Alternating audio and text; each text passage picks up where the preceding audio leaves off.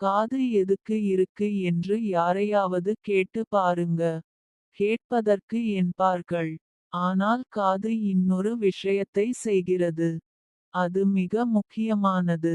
உங்க கால்கள் தரையில் ஊன்றி நிற்பதற்கு காரணம் காது தான். மனிதன் மயங்கி சரிந்து விடாமல் மொத்த உடல் அமைப்பையும் சமநிலைப்படுத்த காது மிக அவசியமாகிறது. ஒரு பைக்கால் அதன் 2 டயர்களால் நிற்க முடிவதில்லை ஏன்.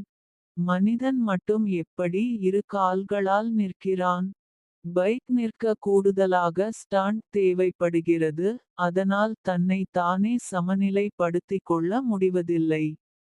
ஆனால் மனிதனால் அது முடியும். அவன் வடிவம் நிற்க முடியாத நிலையில் இருந்தாலும் எந்த சக்தி அவனை சமநிலையுடன் நிற்க வைக்கிறது என்றால் அது அவன் காதில் உள்ள காக்லியா திரவத்தினால் தான்.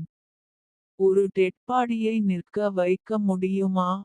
முடியாது ஏனெனில் அவன் சமநிலை தவறி விட்டான். அதே உயிருடன் இருப்பவனால் நிற்க முடிகிறது. காது கேட்பதற்கும் காக்லியா திரவம் உதவுகிறது. ஒலி அலைகளை காது மடங்கள் உள்வாங்கி காக்லியாவை அதிர்வடைய வைத்து. அந்த அலைகள் பல ஆயிரம் வழிகளில் அலைந்து திரிந்து மைக்ரோ நொடியில் உங்க மூளைக்கு சத்தங்களை உணர வைக்கிறது. 10 அல்லது 15 டெசிபல் சத்தங்கள் வரை காது கேட்க போதுமானது.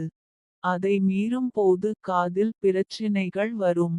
முதலில் மயக்கம், தலை சுற்றல், வாந்தி, மண்டை வலி என தொடர்ந்து இறுதியில் காது கேட்கும் திறன் குறைந்து விடும்.